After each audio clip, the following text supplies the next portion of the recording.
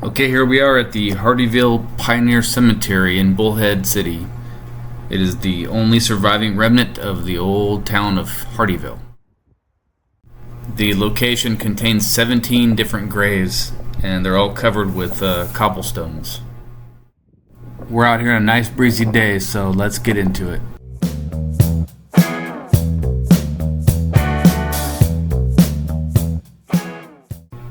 Hardyville was founded in the mid-1860s by William Hardy and was located within the Arizona Territory along the Colorado River. Initially, there were a number of adobe buildings erected, and the site was referred to as Hardy's Landing. The town served as a mining, shipping, and river crossing center into the early 1900s. Steamboats made regular stops at the location as they traveled up and down the Colorado River. People were provided with transportation from the port. At its height, Hardyville lended support to many mining districts in the area. The port was used for incoming mine supplies and outgoing ore material.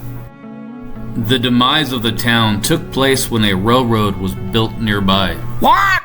The present town of Bullhead City was established in the area, leaving no trace of its history other than a cemetery.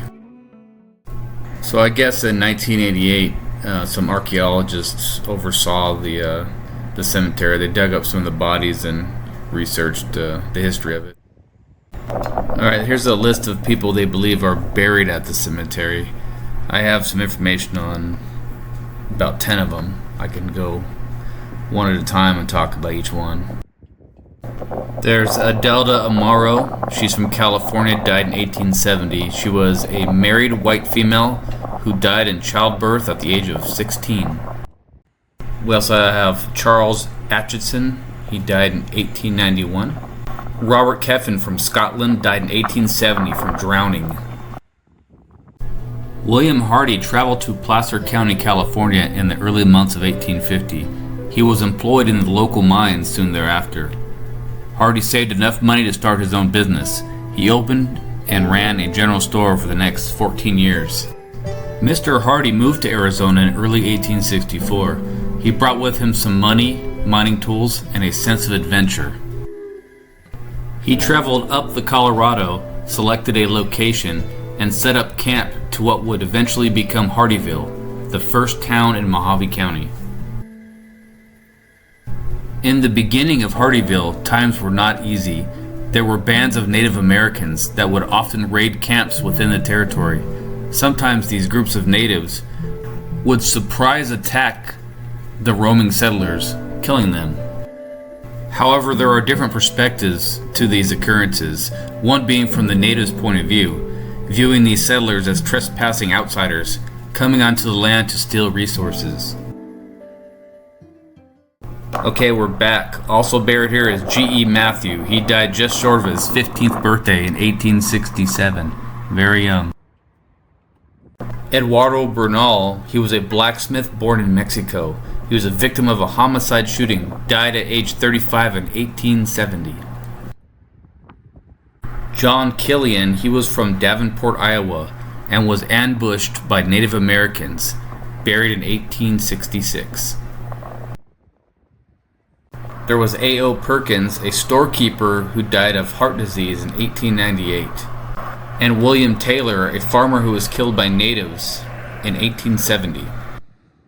Also buried here is Samuel Todd. He opened the largest store in the territory. He died in 1873. Lastly is William Tuttle. Died in 1867. He was a stagecoach driver who was accidentally shot. William Hardy was born in 1823 in New York State. Just like other men during his time, Hardy became fascinated with the West from countless tales of riches and adventure. Hardy initially traveled to California by way of wagon train. He was given the name Captain Hardy by other members of his company.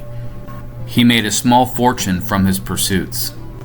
Hardy crossed the Colorado River into the Arizona Territory in the early 1860s and noticed there did not appear to be any other settlers in the area.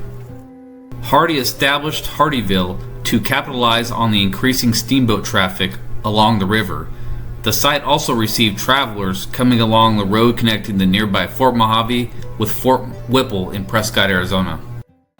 Okay, looking down at the Safeway parking lot across from the cemetery, that was supposed to be the original location of the town. There's nothing left of it. We're now surrounded by Bullhead City, Arizona.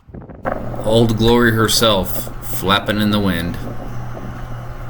They say by the time Hardy died, he was nearly broke, lost all his money. But that also might not be true. I don't know what to believe. He is a very accomplished man. Alright, looking back on the cemetery, it's up there on the ledge there, overlooking the Safeway parking lot, which is where the old town once stood.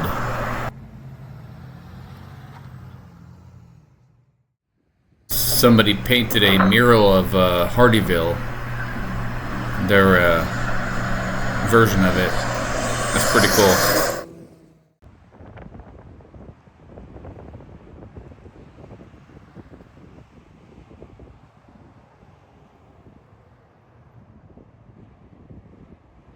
Well, the original Hardyville marker used to be right where that car is, but it went missing sometime after 2010. Now, this photo was taken in 2010. Another perspective here. It read, William H. Hardy founded Hardyville in 1864. It became county seat in 1872. Hardyville remained an important mining, shipping, and river crossing center to the turn of the 20th century. Many adobe buildings erected by Hardy stood here when the settlement started its existence as Hardy's Landing. Okay, something different. We're gonna now interview someone from the great beyond. Welcome, Captain William Hardy. Captain Hardy, I'm glad you could make it. Welcome. Well, I'm pleased to be acquainted with you. How's it going for you? Good. So why did you start Hardyville, sir? Well, back in those days, it was the Wild West. Folks came out to the Arizona and they try to strike it rich now. Okay, last question. Why didn't Hardyville last? Well, business was good at first, but that damn railroad got built up and all the money done dried up.